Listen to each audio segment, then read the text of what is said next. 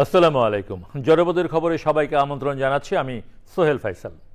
এখনকার এই সংবাদ আয়োজনে একই সঙ্গে চ্যানেলের ইউটিউব চ্যানেলে এবং চ্যানেলের ওটিটি প্ল্যাটফর্ম আইস্ক্রিনে লাইভ স্ট্রিম হচ্ছে। এমপিওভুক্ত শিক্ষকদের আন্দোলনের কারণে 10 দিন পাঠদান বন্ধ থাকায় পড়াশোনার ক্ষতি পুষিয়ে নিতে কিছু কিছু প্রতিষ্ঠানে শনিবার শিক্ষা কার্যক্রম চলছে। সামনের 4 শনিবার এমপিওভুক্ত সব প্রতিষ্ঠানে ক্লাস নেওয়ার আহ্বান জানিয়েছে এমপিওভুক্ত শিক্ষক কর্মচারী জোট। আল মুকসিদের রিপোর্ট। 3 দফা দাবিতে 12 অক্টোবর থেকে টানা 10 দিন ক্লাস পরীক্ষা বন্ধ রেখে অনশন ও অবস্থান সহ নানা বিক্ষোভ কর্মসূচি পালন করেন এমপিওভুক্ত শিক্ষক কর্মচারীরা। নভেম্বরে বার্ষিক পরীক্ষার আগে পড়াশোনার ক্ষতি পুষিয়ে নিতে প্রতি শনিবার শিক্ষা কার্যক্রম চালু রাখার আহ্বান জানিয়েছেন এমপিওভুক্ত শিক্ষক কর্মচারী জোট। বার্ষিক পরীক্ষার আগ পর্যন্ত যে কয়টা শনিবার আছে আমরা এই কয়টা শনিবার আমরা জাতিকে বুঝাই দিতে চাই যে আমরা শিক্ষার্থীর তারা আমাদের সন্তান, তাদের আমরা কোনো ক্ষতি করতে চাই না। বিভিন্ন শিক্ষা প্রতিষ্ঠান বলছে সরকার যেহেতু শনিবার ছুটি বাতিল করেনি তাই পাঠদান হয়নি। তবে কিছু কিছু প্রতিষ্ঠানে শনিবার শিক্ষা কার্যক্রম হয়েছে। পরীক্ষার্থীদের বা শিক্ষার্থীদের ক্ষতি যাতে কিছুটা হলেও পুষিয়ে নেওয়া যায় সেজন্য আমরা সারা দেশের শিক্ষক সমাজ সমিতির মাধ্যমে আমরা সিদ্ধান্ত নিয়েছি এই বার্ষিক পরীক্ষা পর্যন্ত প্রতি শনিবার পূর্ণ রুটিনে যাতে ক্লাসের ব্যবস্থা করা যায়। আমরা সেই আলোকে আজকে থেকে আমরা ক্লাস শুরু করছি। বার্ষিক পরীক্ষার আগ পর্যন্ত প্রতি শনিবার ক্লাস নেওয়া হবে বলে জানিয়েছে এমপিওভুক্ত শিক্ষক কর্মচারী জোট। আল মুকসিদ, চ্যানেল আই। কৃষ্টি সংস্কৃতি রক্ষা এবং সামাজিক বন্ধন সুদৃঢ় করতে ঠাকুরগাঁওয়ে আদিবাসী সংস্কৃতি মেলা হয়েছে। শনিবার সাঁওতাল সরকারি প্রাথমিক বিদ্যালয় মাঠে ওই মেলায় আদিবাসীদের সংস্কৃতি, তাদের পোশাক, খাবার সহ ব্যবহার্য বিভিন্ন জিনিসের প্রদর্শনী করা হয়। আদিবাসী সংস্কৃতি গোষ্ঠীর সভাপতি দমিনক তিগ্গার সভাপতিত্বে প্রধান অতিথি ছিলেন জেলা প্রশাসক ইশরাত ফারজানা। অনুষ্ঠানে আদিবাসীদের ভাষা রক্ষার্থে শিক্ষা কার্যক্রমে আদিবাসী ভাষায় পাঠ্যপুস্তক অন্তর্ভুক্তি দাবি জানান আদিবাসী প্রতিনিধিরা। আমরা গতবারের নেই দ্বিতীয়বারের মতো আদি সাংস্কৃতিক মেলা আমরা উদযাপন করতেছি। আমরা দিনব্যাপী একটা মেলার আয়োজন করেছি। আমরা এখানে আদিবাসীদের যেসব কৃষ্টি কালচার আছে তা তুলে ধরার চেষ্টা করছি।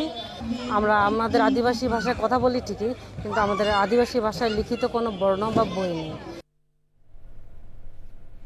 এবারে সারা দেশের খবর নিয়ে প্রতিনিধিদের পাঠানো তথ্য ও ভিডিও চিত্রে রাজীব আহমেদের রিপোর্ট।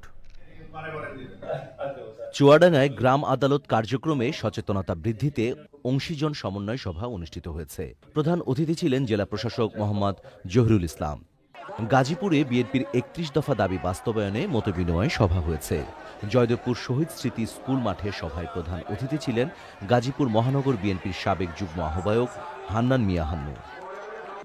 নড়াইলে গ্রেফ শিল্প গোষ্ঠী ও সুরদরিয়া সাংস্কৃতিক সংগঠনের বার্ষিক পরীক্ষার কৃতি শিক্ষার্থীদের সনদপত্র বিতরণ ও সাংস্কৃতিক অনুষ্ঠান হয়েছে। নরসিংদীর রায়পুরার মরজালে প্রশিক্ষণ কর্মশালা ও আলোচনা সভা করেছে ইউনিয়ন বিএনপি।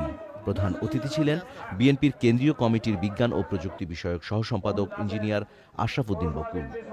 বিএনপির কেন্দ্রীয় নির্বাহী কমিটির সদস্য অ্যাডভোকেট রুহুল কুদ্দুস তালুকদার দুলু বলেছেন, বাংলাদেশে ঐক্যবদ্ধ বিএনপির কোনো বিকল্প নেই।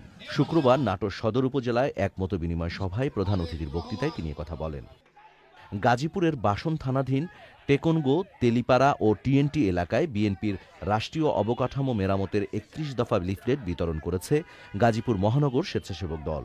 নেতৃত্ব দেন জেলা বিএনপির আহ্বায়ক শাহাদাত হোসেন শাহীন। নীলফামারীতে ইংরেজি ভাষা শিক্ষায় দক্ষ ও আগ্রহ বাড়াতে 14টি মাধ্যমিক বিদ্যালয়ের 8ম শ্রেণীর শিক্ষার্থীদের নিয়ে ওয়ার্ড মাস্টার প্রতিযোগিতা ও পুরস্কার বিতরণ করা হয়েছে। এ সময় জেলা প্রশাসক মোহাম্মদ নাইরুজ্জামান সহ অন্যরা উপস্থিত ছিলেন। নোয়াখালীর বেগমগঞ্জ উপজেলার জলাবদ্ধতা নিরসন ও এলাকার সার্বিক উন্নয়নে ভূমিকার স্বীকৃতিস্বরূপ উপজেলা নির্বাহী কর্মকর্তা মোহাম্মদ আরিফুর রহমানকে তাফিজুল কোরআন ফাউন্ডেশনের উদ্যোগে সংবর্ধনা দেওয়া হয়েছে। সিরাজগঞ্জের রায়গঞ্জে তারেক রহমানের 31 দফা দাবি বাস্তবায়নে আলোচনা সভা হয়েছে। সভায় প্রধান অতিথি ছিলেন সিরাজগঞ্জ জেলা বিএনপির সদস্য রাহিদ মান্নান লেগুন। সাভারে ইস্টার্ন ইউনিভার্সিটিতে 7ম আন্তর্জাতিক সম্মেলন অনুষ্ঠিত হয়েছে।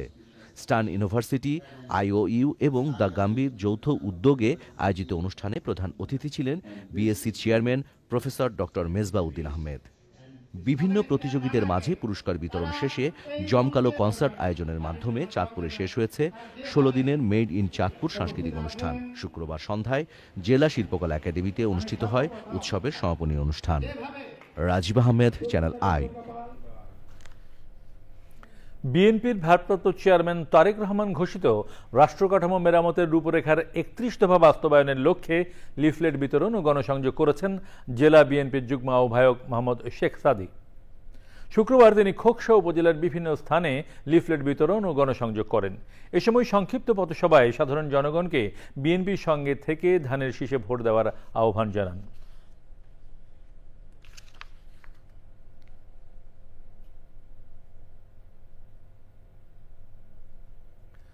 কক্সবাজারের বিশিষ্ট সাংবাদিক ও চ্যানেল আইয়ের স্টাফ রিপোর্টার সারওয়ার আজম মানিকের মা রাউজাতুন নাহার ইন্তেকাল করেছেন। ইন্না লিল্লাহি ওয়া ইন্না ইলাইহি রাজিউন। শুক্রবার ২৪ অক্টোবর দিবাগত রাত ২:৫০ কক্সবাজার সদর হাসপাতালের আইসিইউতে চিকিৎসাধীন অবস্থায় তিনি শেষ নিঃশ্বাস ত্যাগ করেন। মৃত্যুকালে তার বয়স হয়েছিল ৭৫ বছর। তিনি দীর্ঘদিন ধরে হৃদরোগ ও উচ্চ রক্তচাপে ভুগছিলেন।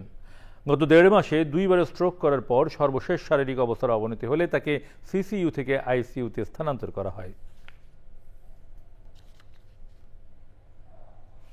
জনপদের খবর আজকের মতো এই পর্যন্তই। একটু পর কৃষি সংবাদ দেখার আমন্ত্রণ জানিয়ে শেষ করছি।